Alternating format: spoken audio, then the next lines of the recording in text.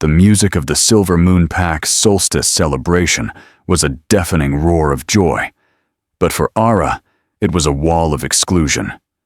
While Luna Vivian spun in the center of the clearing, her fiery hair a blur of vanity and laughter, the three royal triplets sat forgotten in the nursery's cold shadows.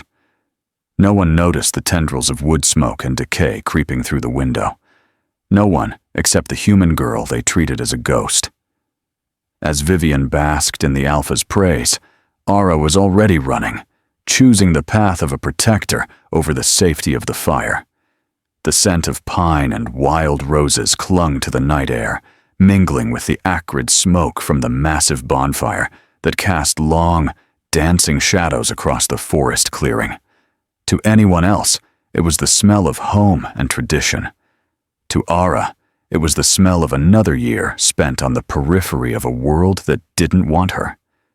Music thrummed through the ground beneath her bare feet, a primal rhythm that matched the collective heartbeat of the pack. Laughter and howls erupted from the crowd, their joy a tangible force that seemed to push against her, emphasizing the invisible wall that had always separated her from them. Ara stood at the very edge of the light, her pale blonde hair falling in waves down her back, catching golden highlights from the flames. Her fingers clutched the worn silver pendant her grandmother, Eliza, had pressed into her palm before she passed. It was a small wolf with sapphire eyes that seemed to glow with a life of its own in the darkness. "Remember who you are," Eliza had whispered, "even when others forget." Tonight, like every night since she'd come to the Silver Moon Pack, Ara felt forgotten. "Smile, Ara," Mina said, nudging her with an elbow. Mina was one of the few pack members who bothered speaking to her, a kind-hearted scout who seemed to consider herself responsible for Ara's social integration. "It's a feast.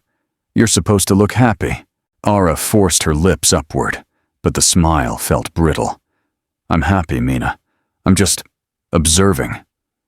Across the clearing, the pack celebrated their Alpha King, Ronan Gray, and his Luna Vivian. They were a striking couple, designed by nature to lead. Ronan was all dark power and commanding presence, his golden eyes scanning the crowd with a protective intensity. Beside him, Vivian was a vision of graceful beauty, her red hair swirling like a second flame, as Ronan spun her across the grass. "You know, you could join in," Mina suggested, though they both knew it wasn't true. As a human living among werewolves, Ara was tolerated only out of respect for her grandmother's legacy as a healer. Ara had inherited those abilities in small measure, enough to stitch a wound or brew a fever-reducing tea. But in a society that valued claws and fangs, tolerance was a far cry from acceptance. "I'm fine here," Ara said softly. Her eyes drifted away from the dancing and toward the pack house, a grand stone structure that loomed like a fortress in the moonlight. In the east wing, 3 small children were supposed to be sleeping. Ronan and Vivian's triplets, Arya, Finn, and Leo, were barely 3 years old. They were the only ones in the pack who didn't look through Ara. To them, she wasn't a useless human. She was the girl who told stories about the stars and always had honey candies in her pockets. She could just make out the warm glow from their nursery window, a nightlight to keep the shadows at bay. Suddenly, the atmosphere shifted. The air grew heavy, the way it does right before a lightning strike. Ronan stopped dancing abruptly, his head tilting as though listening to a frequency only he could hear. His golden eyes narrowed dangerously, scanning the dense tree line surrounding the clearing. Without a word, he barked a short, sharp order. Several of his elite warriors instantly melted into the darkness of the forest. "Border Patrol found something," Mina whispered, her body tensing. It must be serious to interrupt the Alpha during the solstice dance. A cold shiver traced Ara's spine. She looked at Vivian, expecting the Luna to stop, to show concern, or to go to her mate. But Vivian did the opposite. She laughed, a high, forced sound, and pulled 2 more warriors into the circle, dancing more frantically than before. It was as if she were trying to drown out the sudden tension with sheer, desperate noise. She's drawing attention to herself, Ara realized with a jolt of clarity. She's making sure everyone is looking at her. Ara's gaze snapped back to the pack house, while the warriors were focused on the eastern border where the disturbance had been reported, and the rest of the pack was captivated by Vivian's performance. A shadow moved. It wasn't a wolf. It moved too quickly, too fluidly, like a smudge of ink against the stone wall of the house. It was slipping toward the children's wing. Ara looked around, her heart hammering against her ribs. No one else noticed. The music was too loud, the fire too bright. She looked at Ronan, but he was occupied, barking orders to a scout who had just run in from the woods. The silver pendant burned against Ara's skin. Her grandmother's words echoed again. True strength isn't in claws or fangs, Ara. It's in doing what's right when everyone else looks away. Without thinking, Ara backed away from the light. She dropped her half-eaten plate behind a log and slipped into the darkness of the trees. She didn't have the speed of a wolf or the strength of a warrior.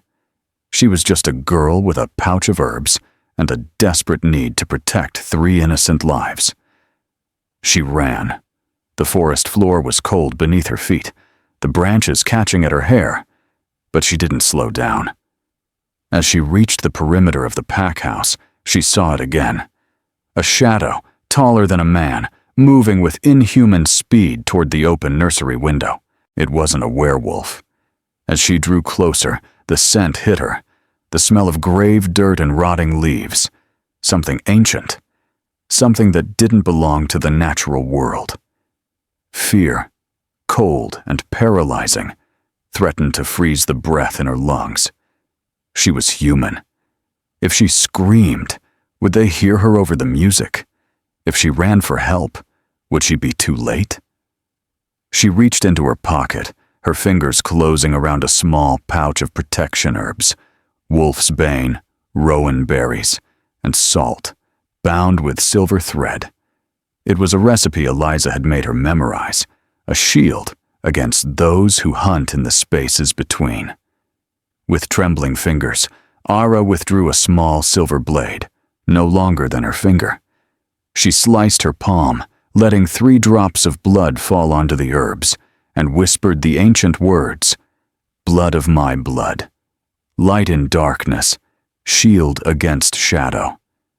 The pouch grew warm, emanating a soft, sapphire light that matched her pendant. Above her, a hand that looked like twisted, blackened branches reached for the windowsill. The creature was prying the window wider, its form contorting unnaturally as it prepared to slip inside to the sleeping children. Ara didn't hesitate. She threw the pouch with all her might through the opening of the window. A high, thin scream, like the sound of winter wind through dead trees, pierced the night. The shadow creature recoiled, its form twisting in agony as the blue light spread like water, forming a shimmering barrier across the nursery. The creature dropped to the ground, landing silently just a few feet from where Ara stood, pressed against the stone wall. It turned its head at an impossible angle. It had no eyes, only hollow holes in a face that looked like withered bark. "Human," it hissed, the word cracking in the air. "Little light carrier, you should not interfere in matters beyond your understanding." Ara's body trembled, but she forced herself to stand straight. She clutched the silver pendant, the heat from it giving her a strange, borrowed courage. "I understand enough," she said, her voice steadier than she felt. "You won't touch those children." The creature laughed, a sound like breaking glass. "The Alpha King's precious pups. Do you think he will thank you, human? Do you think he even sees you? You are a ghost in his halls." The truth of those words stung more than the creature's malice, but Ara pushed the pain aside. "I don't do it for thanks," she whispered.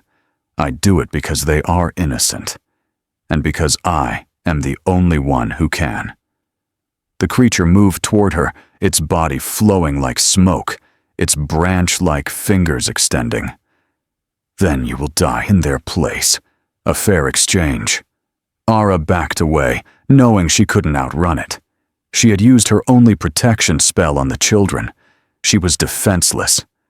But as the creature lunged, a low, rumbling growl vibrated through the earth, a sound so primordial and terrifying that the very air seemed to freeze. From the darkness of the garden stepped a wolf. But it wasn't just any wolf. It was massive, black as midnight, with eyes like burning gold.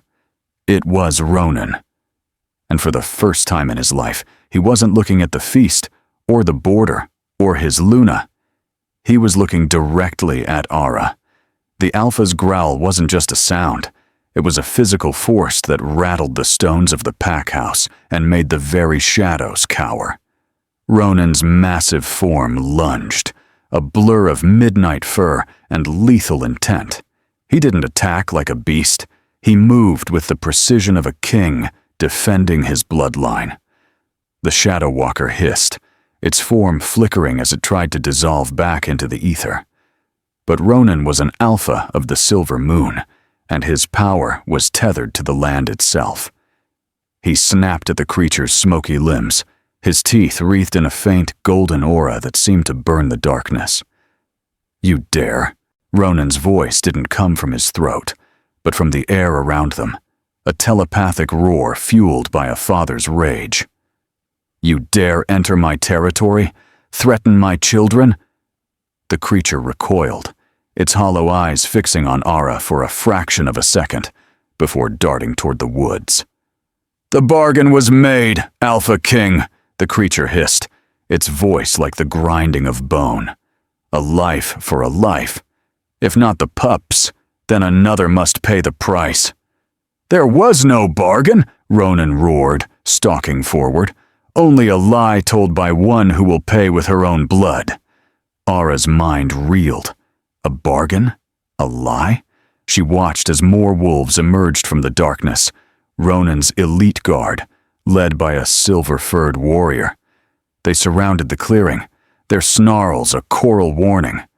The Shadow Walker began to shrink, its form becoming less substantial as it retreated into the deep brush. "Ask your Luna what price she was willing to pay for immortal beauty," it spat, its voice fading into a chilling cackle. "Ask what blood she promised to keep the rot of time at bay." With a sound like tearing silk, the creature vanished into the shadows, leaving only the cloying scent of decay behind. Silence fell over the garden, broken only by the heavy, ragged breathing of the wolves. Ara stood frozen, her back against the cold stone of the pack house. Her hand was still dripping blood from the cut she'd made for the spell, the red droplets stark against the pale blonde of her skin. Ronan didn't chase the creature. Instead, he shifted back into his human form in one fluid, agonizingly beautiful motion. He stood naked and magnificent in the moonlight, radiating a level of power and fury that made Ara want to look away. Yet her eyes were locked onto his. One of his warriors hurried forward, draping a dark robe over his shoulders. Ronan didn't acknowledge the warrior.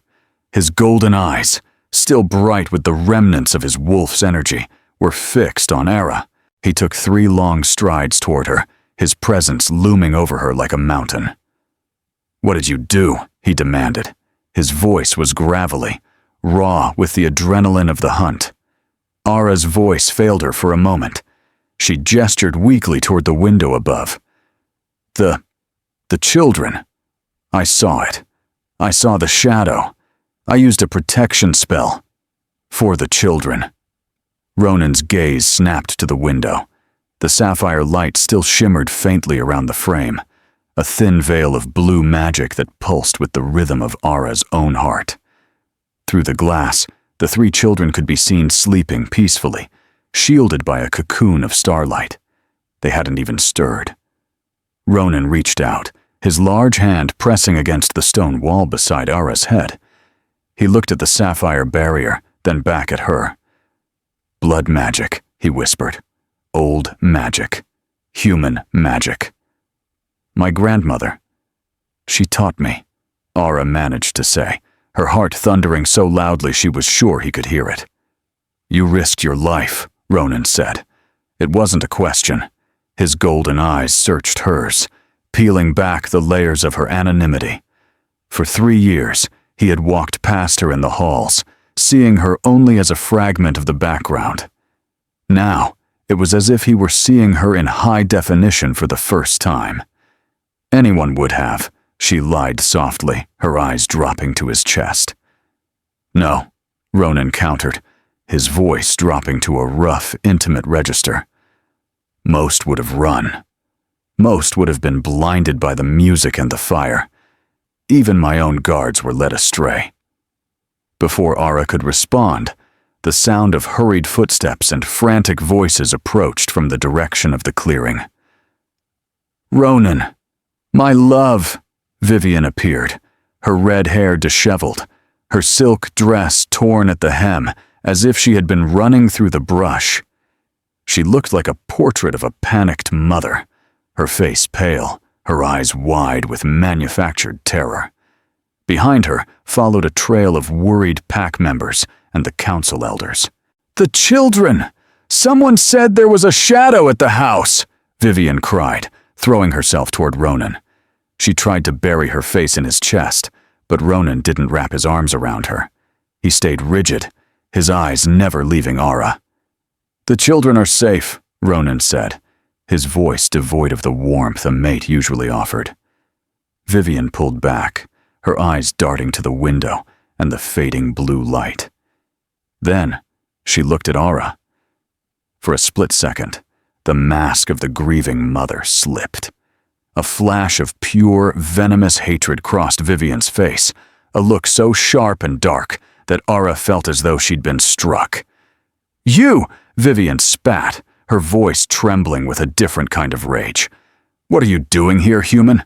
Did you bring that thing here with your foul sorcery?" "She saved them, Vivian," Ronan said. The coldness in his tone made the Luna flinch. "Saved them? Or staged a rescue to gain favor?" Vivian turned to the crowd of elders who had just arrived. "Look at her. Blood on her hands, whispering charms in the dark.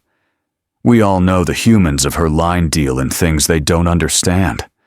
She lured that creature here to play the hero," the elders murmured, their faces clouded with suspicion. They had always been wary of Eliza's witchcraft, and Ara was an easy target. "Enough!" Ronan barked. The word silenced the garden instantly. He turned back to Ara, his expression unreadable. He reached out suddenly, his fingers closing around her injured hand. Ara gasped. The moment his skin touched hers, a jolt of electricity, hot, ancient, and undeniable, shot up her arm and settled in the center of her chest. It wasn't just heat, it was a recognition, a pulling of two halves toward a whole. Ronan froze. His thumb brushed over the cut on her palm, smearing her blood against his skin. His golden eyes widened, the pupils blowing wide until his eyes were almost entirely black. The air in the garden seemed to vanish. The voices of the pack, the distant music, the wind in the trees, it all faded into a dull hum. There was only the heat of his hand and the impossible thrumming connection between them. Ara's breath hitched. She saw the shock in his eyes, the way his jaw tightened as he fought to process what his wolf was screaming at him. "Impossible," Ronan whispered. There was wonder in his voice, a vulnerability that stripped away the Alpha King. "Ronan!" Vivian's voice was sharp, laced with a growing panic. She stepped forward, trying to break the contact between them. "What is it? Why are you touching this girl? We need to get the children away from her influence." Ronan ignored her. He didn't let go of Ara's hand. Instead, he lifted it, bringing her blood-stained palm closer to his face, as if he could scent the truth in her veins. "Alpha!" a warrior shouted, breaking the spell. "We found something at the northern border, a trail of rot and a piece of silk." The warrior held up a shred of fiery red fabric, the exact same material as the sash Vivian had been wearing earlier in the evening. The silence that followed was suffocating. Every eye in the clearing moved from the fabric to the Luna. Vivian went deathly still, her face turning a sickly shade of gray. "Vivian," Ronan said, his voice so quiet it was more terrifying than a roar. He finally released Ara's hand, but the ghost of his touch remained, burning like a brand. He turned to his mate, his eyes darkening with a justice that had been centuries in the making. "Tell me, why is your silk at the feet of a shadow walker?" Vivian opened her mouth to speak, to weave another lie, but the words died in her throat. She looked at the warriors, the elders, and finally at Ara, the human she had considered beneath her notice. "I did it for us," Vivian whispered, her voice cracking. "For the pack, to keep us strong, to keep me beautiful for you." Ronan's expression hardened into a mask of stone. "You offered our children for vanity." He turned to his guards, his voice booming with the authority of the silver moon. "Take her to the council hall. Strip her of her titles. She is no longer Luna. She is a prisoner of this pack." As the guards moved in, Vivian screamed, a sound of pure, selfish despair. But as she was dragged away, Ronan didn't watch her. He turned back to Ara. The pack stood in stunned silence, watching their king stand before a human girl. Ronan reached out, his hand hovering near her face, hesitant for the first time in his life. "You," he said, his voice thick with an emotion Ara couldn't identify. "Stay with my children. Keep your protection active. I must deal with the treason, but we will speak when the sun rises." He leaned in, his lips brushing the shell of her ear, his breath hot against her skin. "My true mate," he whispered, so softly only she could hear it. He turned and followed the guards, leaving Ara standing in the moonlight, her blood cooling on her palm, her world shattered and rebuilt in the span of a single breath. The dawn broke over the Silver Moon territory with a hushed reverence, painting the nursery in strokes of gentle gold and rose.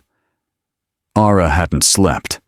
She spent the night in a high-backed rocking chair between the children's beds, her silver pendant glowing with a steady, comforting warmth. The blue protection spell had faded into a faint shimmer, a cocoon of starlight that only she could see. The triplets, Arya, Finn, and Leo, slept with the deep, untroubled peace of the innocent.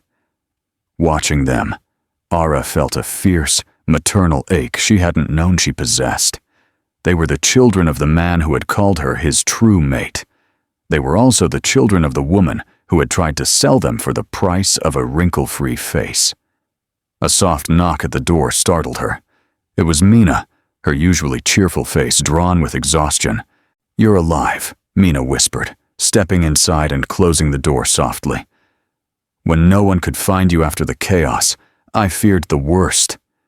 Then the whispers started, about the shadow, the barrier, and what happened to the Luna. "She's not the Luna anymore," Ara said, her voice sounding thin to her own ears. "The whole pack is talking," Mina said, settling on the floor by Ara's chair. "Some call you a savior. Others, they're afraid, Ara. They see the magic you used, and they remember the old stories about humans who could bind wolves.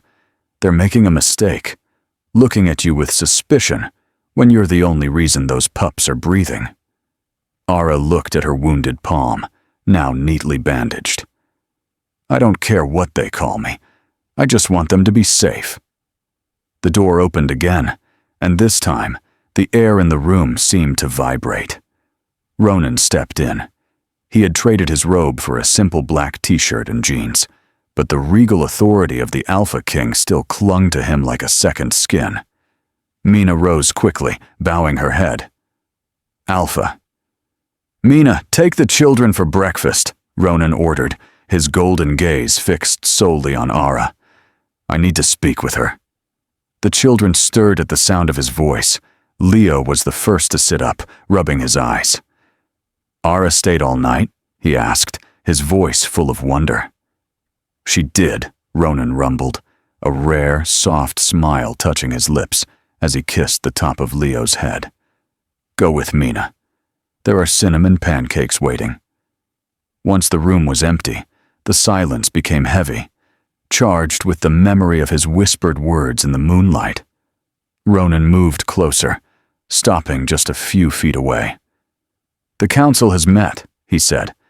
"Vivian has been banished. Her bond to the pack has been severed, and she is forbidden from ever stepping foot on our lands again." "And the children?" Ara asked. "They are my blood. They stay here, but they need more than warriors to guard them. They need someone who can see what we are blind to." He paused, his gaze intensifying. "I have had your belongings moved to the East Wing, to the royal suites." Ara's heart stumbled. "Ronan, you can't. The pack, they already look at me with fear.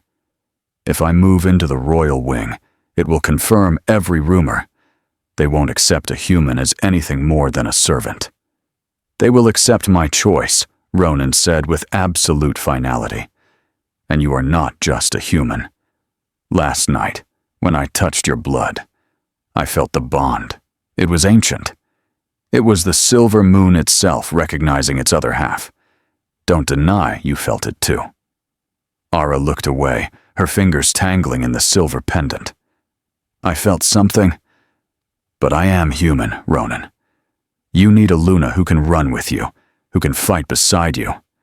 I am a girl who plays with herbs and tells stories." "Strength isn't measured in claws, Ara," he said, stepping into her personal space. The scent of him, cedar wood and rain, wrapped around her. "You prove that. But there is more to your story than you know." He took her hand, his thumb brushing the bandage. "Go to the library. Find Abel. He is the keeper of our histories. He has something to tell you about your grandmother, and why that pendant recognizes you." Ara left the nursery with a mind reeling. She made her way to the pack's ancient library, a place of dust and vellum that smelled of centuries. There, she found Abel, a wolf so old his fur had turned to the color of winter frost. He was hunched over a heavy tome, but he looked up as she approached, his pale blue eyes sharp with intelligence. "The light carrier," Abel greeted her, his voice like dry leaves. "Your grandmother Eliza was a dear friend of mine. She was wise in the old ways, human though she was." "Ronan said you had something to tell me," Ara said, sitting across from him. Abel closed the book. "Eliza never told you why she lived at the edge of the territory, did she? Or why she insisted you never show that pendant to anyone but the Alpha? She said it was to protect me." "Protect you from the truth, perhaps," Abel chuckled. "Your grandfather was not human, Ara. He was a warrior of this pack, a man named Valerius. He died in the territorial wars 50 years ago." Ara felt the world tilt. "What? No, that's impossible. I can't shift. I have no wolf." "The gene is recessive in some pairings," Abel explained gently. "You are mostly human, yes, but you have enough wolf blood to sensitive you to the world's magic. It's why your protection spells work so well. It's why the mate bond was able to anchor itself to you. You are a bridge, child, between the world of men and the world of the moon." Ara clutched the pendant. A bridge. It explained the uncanny sense of direction she had in the woods, the way she could feel the emotions of the pack like a low-frequency hum. "But there is a shadow on this revelation." Abel's face grew grave. "The shadow walker you encountered. It is an ancient fey creature. They do not forget slights. Vivian's banishment didn't negate the bargain she struck. The creature will return for the payment it was promised." Ara stood up, fear cold in her gut. "What payment?" "Blood," Abel said. "Alpha blood." Suddenly, the library doors burst open. It was Tessa, a pack warrior, her face pale with dread. "Alpha! Luna!" she shouted, forgetting in her panic that Ara didn't hold the title. "The northern border. The Shadow Walker has left a message." Ara and Abel followed her to the courtyard, where Ronan stood with his scouts. On the ground lay the bodies of 2 deer, arranged in a grotesque, ritualistic pattern. Between them sat 3 smooth, black stones. "A countdown," Abel whispered, his voice trembling. 3 days. In 3 days, it comes to claim what is owed. Ronan turned to Ara, his golden eyes burning with a mixture of terror for his children and a possessive, raw need to protect her. "It wants the triplets," he growled, "or it wants the one who interfered." "I won't let it take them," Ara said, the latent wolf blood in her veins sparking with a newfound defiance. "Neither will I." Ronan stepped toward her, ignoring the dozens of pack members watching them. He reached out, his hand cupping her jaw. "But Ara, the pack is divided. Half of them think you brought this curse upon us with your human magic. If we are to survive this, I need you to stand beside me. Truly beside me." As he spoke, a low, ominous howl echoed from the deep forest, a sound that didn't come from a wolf, but from something that hungered for the light. The move to the east wing felt like walking into a storm. As Ara carried the small wooden crate of her belongings, her grandmother's dried herbs, a few worn books, and the silver blade, the hallways of the pack house fell silent. Warriors who had once ignored her now stood as stiff as statues, their eyes tracking her with a mixture of awe and resentment. To them, she was the human girl who had upended their hierarchy, the one who had caused the downfall of Aluna and claimed the heart of a king. The mistake of the pack was their pride. They believed their stone walls and scent-marked borders were impenetrable, but the Shadow Walker did not move through the physical world. It moved through the cracks in the soul, through vanity, through fear, and through the shadows of the past. Ronan's study was a sanctuary of dark wood and the scent of old parchment. He stood by the window, his broad shoulders tense as he stared out at the forest. When Ara entered, he didn't turn around immediately, but she felt his energy shift, a warm, grounding pull that made her breath hitch. "The pack is restless," Ronan said, his voice low. "They see you in these halls, and they see change. Some fear that by choosing you, I am abandoning our traditions. They don't understand that traditions are hollow if they are built on lies like Vivian's." "I don't want to be the cause of a civil war, Ronan," Ara said, setting her crate down. "I just want to keep those children safe." Ronan turned then, his golden eyes searching hers. "You aren't the cause. You are the cure. Abel told me about your lineage. He told me that you carry the blood of Valerius." He stepped closer, the heat radiating from him like a hearth. "I should have known. No wonder my wolf roared for you the moment I saw you standing in the light of that bonfire. It wasn't just your bravery. It was the recognition of a soul that finally came home." He reached into a cabinet and pulled out a small, ornate wooden box. Inside were 3 small locks of hair, golden, dark, and auburn, tied with silk ribbons. "In our tradition, we keep these from the first haircuts. They are meant for protection spells, should the worst ever happen. I never thought I would need them." Ara took the box, her fingers trembling as they brushed his. "I can use these. I can bind their energy to a locator spell. If that creature comes near the territory, I will know." "We will do it together," Ronan said. "My strength, your magic." But as they prepared the ritual, the air in the room suddenly curdled. The temperature plummeted, and the candles on Ronan's desk flickered and died. Ara clutched her pendant, which was now pulsing with a violent, rhythmic heat. "It's here," she whispered. A frantic pounding at the door shattered the silence. Mina burst in, her face streaked with tears, her clothes torn as if she had been running through briars. "Alpha! The garden!" she gasped, her voice breaking. "Iris!" She turned her back for 1 second to help Leo with a shoelace. "1 second, Ronan!" And then there was a cold wind, and a sound like breaking glass, and they were gone. All 3 of them. The roar that erupted from Ronan was not human. It was the sound of a king whose world had just been torn asunder. He punched the stone wall, the rock cracking beneath his fist, his eyes turning entirely gold. "Search every inch!" Ronan barked as warriors flooded the hallway. "Lock down the borders! If that thing moves, I want its head!" Ara rushed to the garden gate where the children had been playing. The grass was frosted over, even though it was a warm autumn evening. In the center of the sandbox lay a single, smooth black stone. It wasn't the second stone, it was the third. The Shadow Walker hadn't waited for 3 days. It had lied. It had used the countdown to lure the warriors to the borders, leaving the heart of the pack house vulnerable. "It's not at the border," Ara said, her voice trembling with a terrifying certainty. She knelt in the frost, her hand touching the black stone.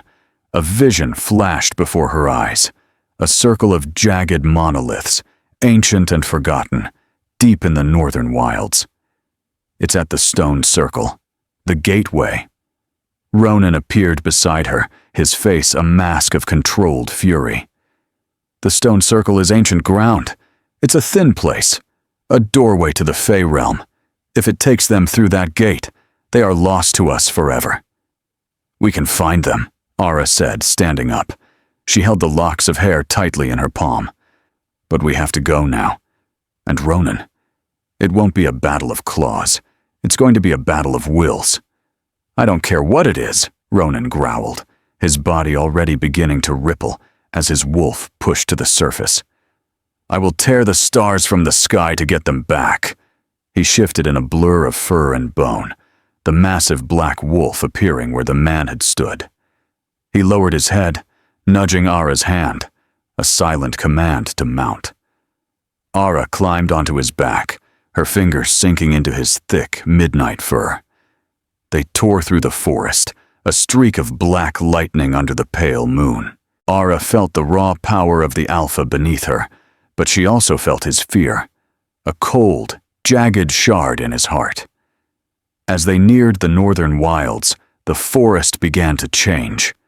The trees grew gnarled and white, their branches like reaching skeletal fingers. The air grew thick with the smell of decay. And then, through the mist, the monoliths appeared. In the center of the circle, bathed in a sickly green light, stood the Shadow Walker. It held the 3 children in a cage of blackened thorns. Arya was crying softly, while Finn and Leo stood in front of her, their tiny wooden toy swords held out in a brave, futile gesture of defiance. The creature looked up, its hollow eyes fixing on the approaching wolf and the girl on his back. "You are late, Alpha King!" the creature hissed. "The gate is opening! The bargain must be paid in full!" Ronan skidded to a halt at the edge of the circle, a low, murderous growl vibrating through Ara's entire body. He shifted back to human form, his face pale but resolute. "Take me," Ronan said, stepping forward. "A life for a life. That was your bargain. Take the Alpha and leave the pups." The Shadow Walker tilted its head. "An Alpha's soul. Yes, it is a heavy price. But I find I have grown fond of the children's light. It will feed my court for a century." "No," Ara said, sliding off Ronan's back. She stepped forward, her silver pendant glowing so brightly it began to pierce the green mist. "You won't take any of them." She felt the blood of Valerius singing in her veins, a dormant power finally answering the call of the moon. She didn't have claws, but she had the light. The sickly green light of the stone circle pulsated like a dying heart, casting long, twisted shadows that seemed to claw at the edges of reality. The Shadow Walker loomed over the cage of blackened thorns, its branch-like fingers brushing against the barrier Ara had thrown with her pendant. The light carrier thinks her trinkets can stop the march of the unseen court, the creature hissed, its voice echoing with the screams of 1,000 winter storms. Your blood is a curious thing, girl, not purely human, yet not fully wolf. A half-lit soul to garnish a meal of kings. Ara stepped further into the circle, the grass crunching like bone beneath her feet. I don't need to stop you forever. I only need to stop you now. Behind her, Ronan shifted back into human form, his face etched with a despair that no battle had ever managed to inflict. Ara, get back! If it takes you, there is no coming back from the Shadow Realm. He won't take me, Ronan, she whispered, her gaze fixed on the children. Arya's small face was pressed against the thorns, her golden eyes wide with a terror that no child should ever know. He wants a bargain. He wants payment. Ara looked at the creature, her pendant burning so hot it began to char the fabric of her dress. You want life force? You want a soul that can sustain your court? Take me. 7 years of service. That is the old law, isn't it? A human soul in exchange for the royal blood. The Shadow Walker paused, its hollow head tilting. 7 years? In my realm, 7 years is a blink of an eye. For you, it would be a lifetime. You would return to find these children in their graves, and your alpha a memory. Ara, no! Ronan's roar was muffled by the heavy, magical atmosphere of the circle. He tried to lunge forward, but the green mist acted like a wall of gel, slowing his movements, pinning the Alpha King in place. I accept, Ara said, her voice shaking but resolute. Release the children. The creature's blackened hand reached out, its fingers inches from Ara's throat. But before the pact could be sealed, a new sound pierced the gloom. It wasn't a roar or a hiss, but the steady, rhythmic thump-thump of a wooden staff against the earth. From the fog stepped Abel.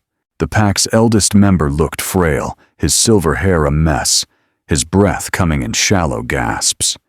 Yet, as he entered the stone circle, the green mist parted for him. He carried a staff of ancient rowan, its tip glowing with a soft, steady white light that made the Shadow Walker recoil. Step back, Lord Thorn, Abel said. His voice wasn't dry leaves anymore. It was deep and resonant, the voice of the warrior he had been a century ago. The Shadow Walker hissed, its form becoming more humanoid, more solid. Abel Gray. I thought the rot of time had claimed you decades ago. Not yet, old ghost, Abel replied. He turned his pale eyes toward Ara and Ronan.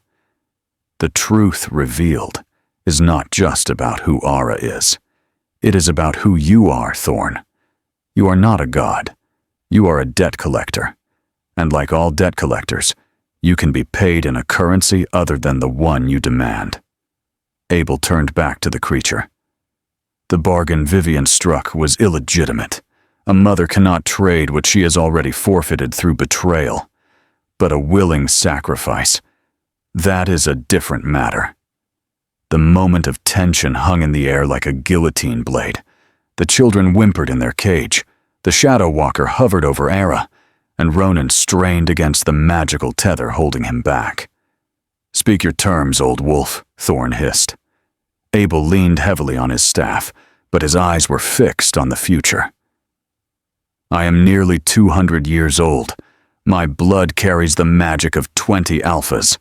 It is a vintage your court has not tasted in an age. I offer you my remaining years, every second of my life force, in exchange for the children's freedom and the permanent nullification of every debt held against the Silver Moon Pack. Abel, you can't, Ara cried, reaching for him. The old man turned to her, a gentle, heartbreaking smile on his face.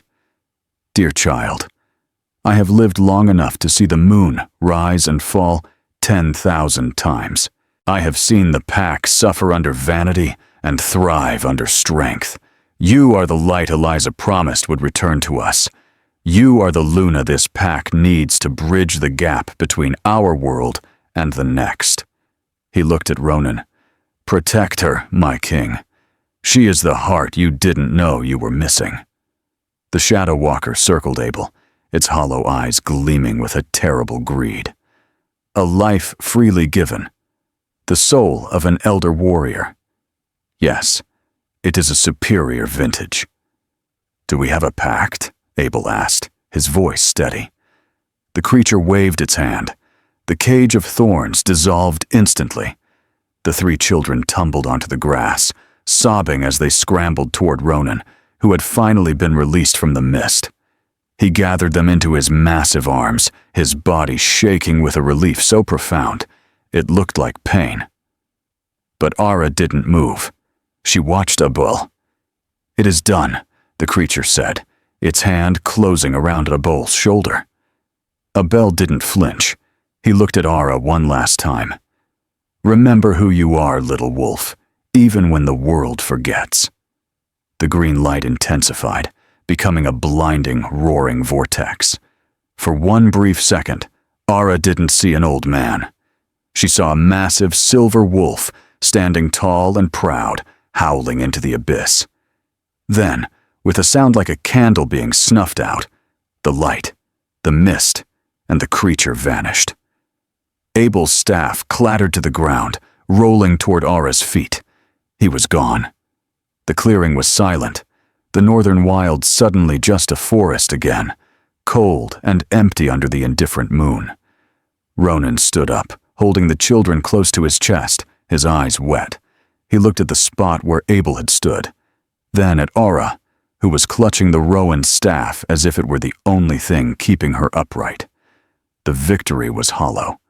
The children were safe. The treason was over.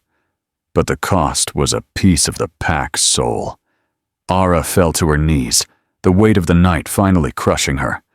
She didn't feel like a hero. She felt like a girl who had watched her grandfather die for a second time. Ronan moved toward her, his shadow falling over her, warm and protective. He didn't say anything. He simply knelt beside her, wrapping his free arm around her shoulders, pulling her and the children into a single, bruised circle of family. "He saved us," Leo whispered into the silence. "He saved the future," Ronan replied, his voice thick. Ara looked at the staff in her hand. The white light at the tip was gone, but the wood felt warm.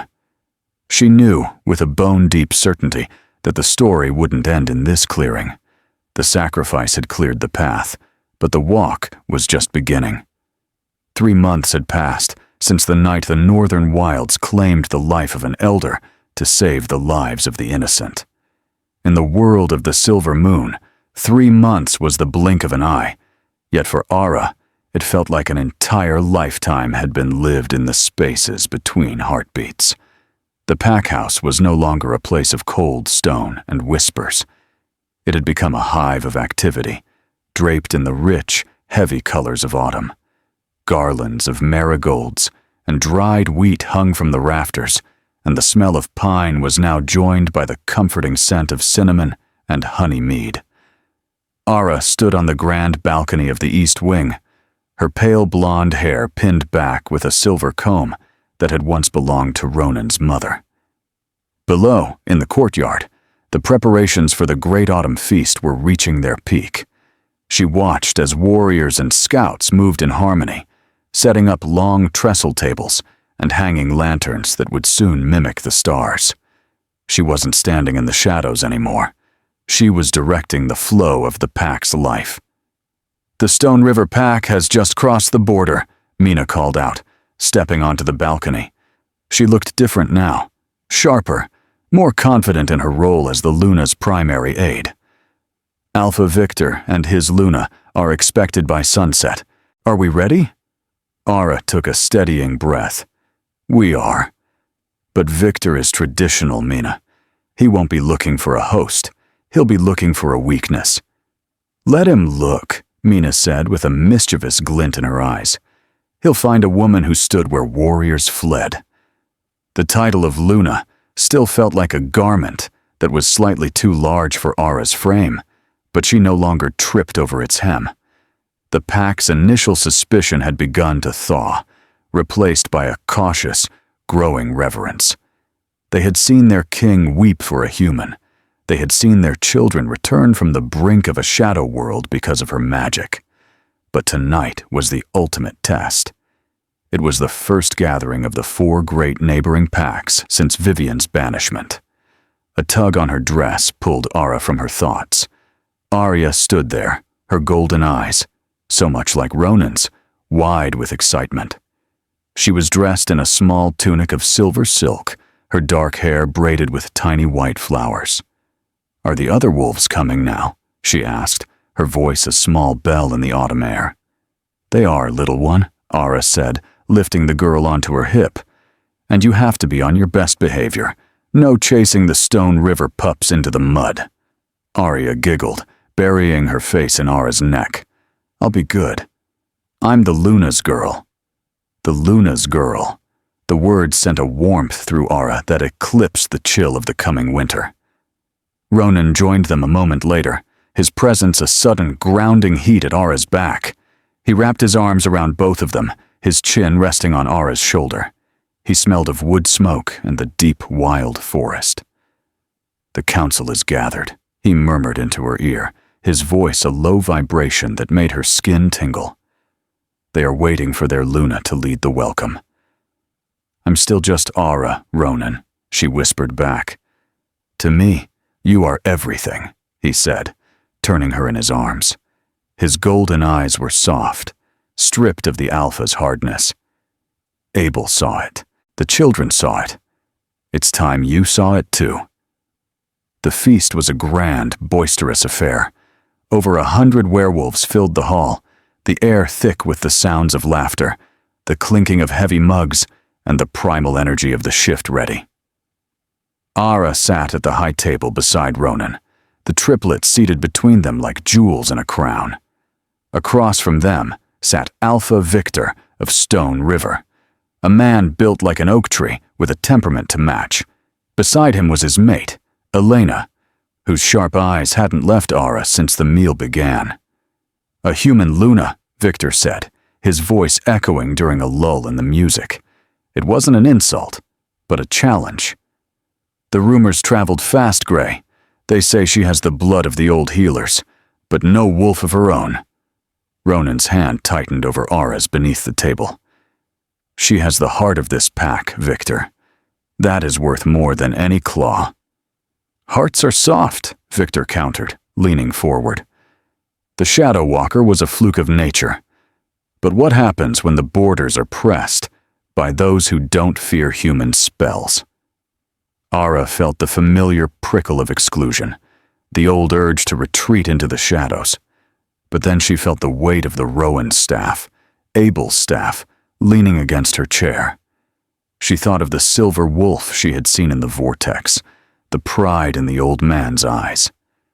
She stood up, her movement slow and graceful.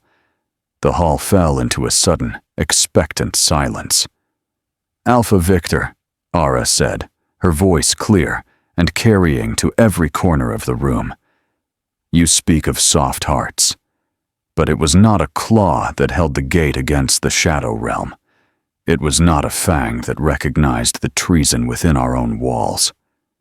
She looked around the room, meeting the eyes of her own pack members, those who had once looked through her. "I may not run on 4 paws," Ara continued, "but I carry the memories of this land in my blood. I carry the protection of those who came before. If you seek weakness, you will find it in those who think strength is only found in muscle. But if you seek an ally who can see the shadows before they fall, then Silvermoon is stronger, tonight, than it has ever been." A low murmur of approval rippled through the hall.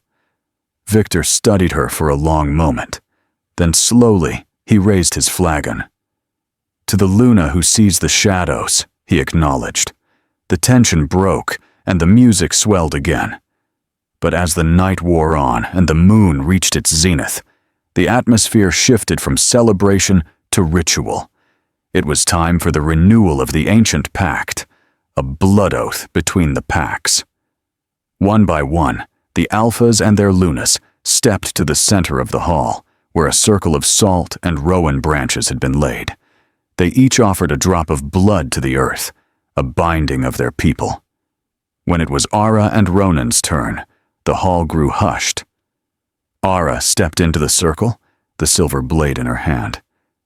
She looked at Ronan, and in his eyes, she saw an invitation. "Remember who you are," her grandmother's voice whispered in her mind. As she sliced her palm and let the red droplets fall, something happened. The rowan branches at her feet didn't just sit there. They began to glow with a soft, sapphire light. The air around Ara began to shimmer, the latent wolf blood of her grandfather reacting to the concentrated magic of the gathered packs and the intensity of the mate bond. Ara felt a surge of heat, not the burning of the shadow walker, but a cool, lunar fire. Her vision blurred, and for a fleeting second, the image of a silver wolf, lean and elegant with sapphire eyes, overlaid her human form. The entire hall gasped. The appearance was brief, a ghost of a transformation, a promise of what lay dormant. But it was undeniable. Ronan's breath hitched as he reached for her, his own wolf pushing to the surface in response. The bond between them flared, a golden bridge of light that connected their souls in front of everyone. The skepticism in the room vanished. Even Victor stood, his face pale with shock. But as the light faded and Ara stood there, her hand still stinging, her heart racing, she realized the truth. The transformation wasn't complete because she was still holding back.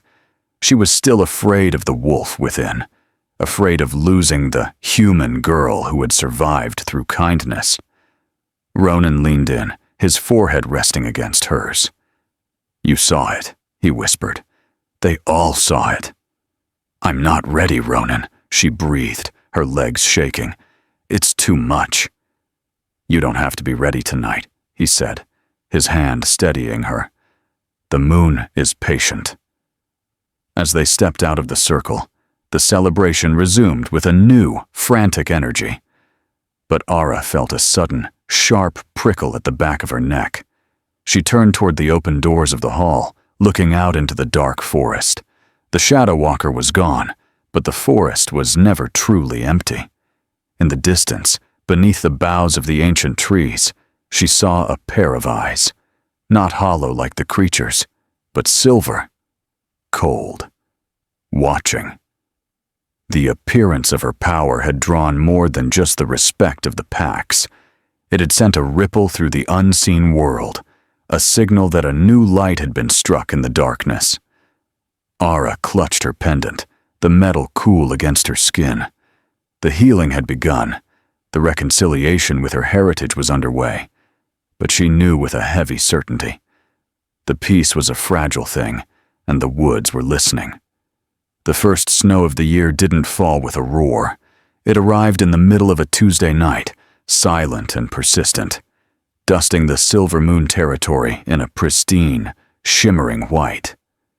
By dawn, the gnarled branches of the ancient oaks were frosted like sugar, and the air held a crisp, clean bite that seemed to wash away the lingering scent of the shadow walker's decay. For Ara, the snow was a symbol of the conclusion she had been seeking, the closing of one chapter and the hesitant, beautiful beginning of another. She stood in the center of the pack house's great hall, no longer a ghost flickering at the edges, but the hearth around which the people gathered. The moral redemption of the story was not found in a grand battle, but in the quiet shift of 1,000 hearts. The warriors who had once looked through her now stepped aside with a dip of their heads, not out of fear of the Alpha's decree, but out of a deep-seated respect for the woman who had stood between their children and the abyss. "Luna!" a voice called out. Ara turned to see Kyle, one of the pack's most traditional senior warriors. He was a man who had been vocal in his disdain for a human Luna in the weeks following Vivian's banishment. In his arms, he carried his young son, whose face was flushed with the heat of a winter fever. "He won't stop shaking," Kyle said, his voice stripped of its usual bravado. "The traditional healers. They say it's a deep chill. They can't break it." Ara didn't hesitate. She didn't remind him of his past insults, or the way he had once called her a useless mouth to feed. She simply reached out, her hands warm and steady, and took the boy from him. "Bring him to the infirmary," she said. "I have a tincture of dried elderberry and yarrow that Eliza used for the frost fever. We'll break it together." In the hours that followed, Ara worked with a quiet, practiced grace. She moved through the infirmary, not as a queen, but as a servant of her people. She brewed tea, whispered the old rhymes her grandmother had taught her, and used the silver pendant to gently pull the cold from the boy's lungs. It wasn't the flashy sapphire light of the locator spell. It was a soft, humming warmth that spoke of life and endurance. By the time the moon rose, the boy's fever had broken. He fell into a deep, healing sleep. Kale stood by the bed, his eyes wet. He looked at Ara, then slowly, he sank to one knee. This wasn't a formal bow for the Alpha. It was a personal acknowledgement of a debt. "I was blind," Kyle whispered. "I thought strength was only found in the kill. But you keep the pack alive in ways we didn't know we needed." "We all have our parts to play, Kale," Ara said, her voice tired but sincere. "I am just playing mine." When she finally left the infirmary, she found Ronan waiting for her in the shadows of the corridor. He didn't say a word. He simply pulled her into his arms, his heart beating a steady, rhythmic cadence against her ear. He smelled of the cold winter air and the safety of home. "You're exhausted," he murmured, his breath a warm puff against her hair. "I'm happy," she replied. "For the first time, Ronan, I think they actually see me." "They see what I've seen from the start," he said, pulling back to look into her eyes. The golden light in his gaze was no longer a predatory fire, but a soft, glowing embers of adoration. He led her to the east wing, to the room where the triplets were waiting. They had made a throne out of pillows and blankets, and as Ara and Ronan entered, they let out a collective cheer. "We made a nest," Arya announced, dragging Ara toward the pile of fluff, "for the Luna mother." The conclusion of their family was a mosaic of small moments. The way Finn insisted on showing Ara his new shield, a pot lid. The way Leo fell asleep with his head in her lap while she told him stories of the great white wolf of the north. Later that night, as the children slept in a tangled heap of limbs and fur, their small shifts becoming more frequent as they grew stronger, Ara and Ronan sat by the hearth in their private quarters. The fire crackled, throwing orange light across the walls. "The other packs have signed the pact," Ronan said, his hand idly playing with the silver pendant at Ara's throat. "Victor of Stone River sent a message today. He's sending his own daughter to study with you, to learn the shadow sight, as he calls it." Ara smiled, leaning her head on Ronan's shoulder. "A human teacher for a wolf princess. Abel would have laughed." "Abel knew," Ronan said. He reached into his pocket and pulled out a small velvet pouch. Inside was a ring, not of gold or diamonds, but of silver and rowan wood, carved with the image of a wolf and a rose. This was Eliza's. Abel kept it safe for the day the bridge was finally built. He took Ara's hand, his fingers tracing the faint scar on her palm where she had bled for his children. "Ara," he said, his voice thick with a sincerity that needed no grand gestures. "You are my mate by blood and by spirit. But I am asking you to be my wife by choice. Will you stay? Not because of a bond, not because of a prophecy, but because you love us?"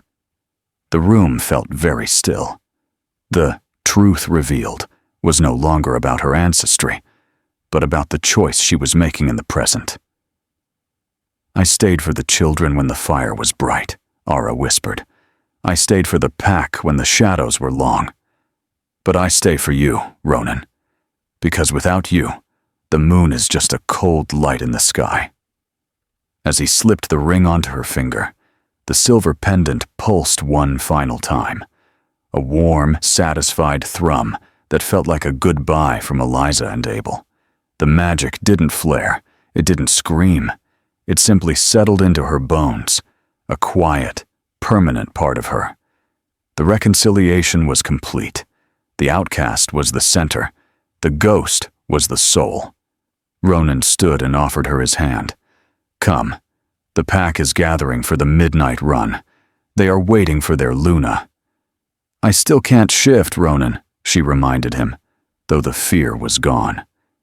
"It doesn't matter," he said, his eyes dancing with a secret joy. "Just run with us, as you are." They walked out into the snow-covered courtyard. The entire Silver Moon pack was there. Hundreds of wolves standing in the moonlight, their breath ghosting in the air. As Ronan and Ara appeared, a low, melodic howl started at the back of the crowd and surged forward, a song of acceptance that shook the very foundations of the pack house. Ronan shifted in a blur of fur, the massive black wolf appearing beside her. He nudged her hand, and Ara began to run. She ran through the fresh snow, her blonde hair flying behind her. She ran with the power of a human heart and the legacy of a wolf soul. Beside her, the black wolf matched her pace, his eyes never leaving her. Around them, the pack surged like a silver tide. And in that moment, as the wind whipped against her face and the moon shone down on the home she had fought to save, Ara finally felt it. She didn't need to change her shape to belong. She was exactly where she was meant to be. The winter sun climbed slowly over the peaks of the Silver Moon territory, casting long, pale shadows across a world that had finally found its peace. The snow, thick and untroubled, lay like a fresh canvas over the gardens where, months ago, a dark bargain had almost shattered a kingdom. Now, the only tracks in the frost were the small, frantic prints of 3 children playing near the ancient stone walls. Ara stood by the nursery window, the very window where she had once thrown a pouch of herbs in a desperate bid to save the future. Today the glass was clear, the air inside warm with the scent of cedar and the soft hum of a lullaby. She looked down at the ring on her finger, the silver and rowan wood catching the morning light.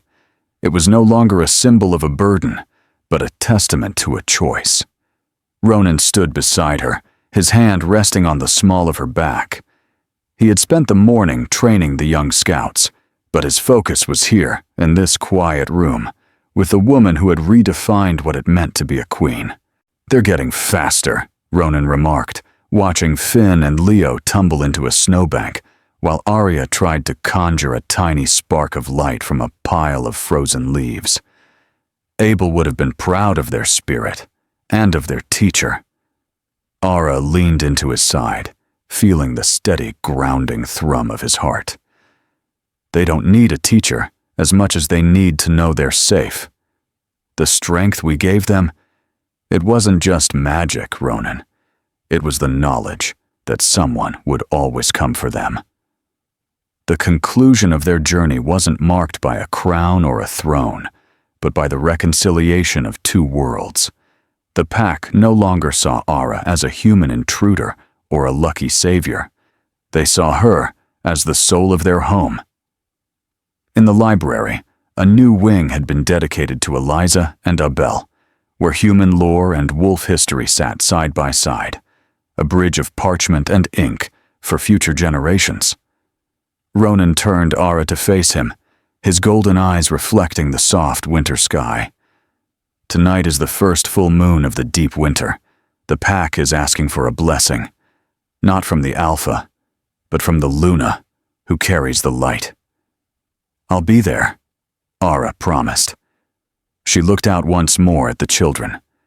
Araya had finally succeeded in making a leaf glow with a faint, sapphire hue. The little girl looked up at the window, waving a mittened hand with a grin that could melt the deepest frost. In that moment, the truth revealed was simple. Love was the only magic that didn't demand a price. The story of the outcast girl and the Alpha King had become a legend, whispered by the fireside not as a tale of war, but as a song of healing.